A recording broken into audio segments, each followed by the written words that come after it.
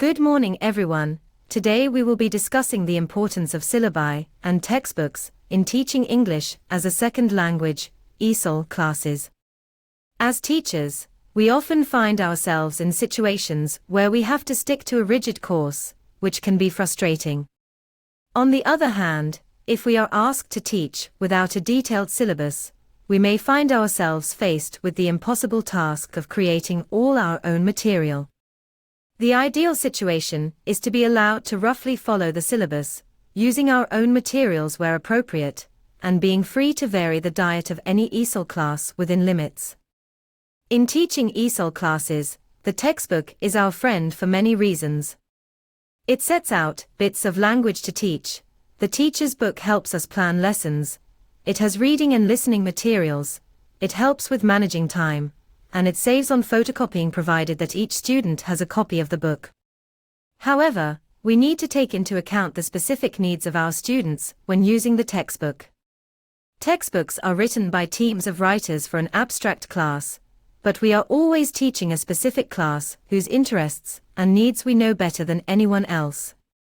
Faithfully following the order of units and activities in a single book without adding, removing, or adapting anything can be counterproductive. Instead, we need to adapt our materials so that they are more suitable for our class. For example, we may need to cut reading and listening activities into chunks and write different exercises. Sometimes every chapter has the same order of activities, so we can bring variety into the lesson by varying that order. Unless the school administration demands that every chapter be used and we are not able to convince them otherwise, we are free to remove a unit or part of a unit of the course book from our personal syllabus. However, we need to be careful not to add or remove too much, as it may be easy to lose continuity of the course, and our lessons may end up too eclectic and hard to follow. Excessive changes may cause our students to lose trust and interest in the course book, so we need to maintain a balance. Also, we should not add or remove at the last minute, but instead look ahead in the course book and get our materials ready.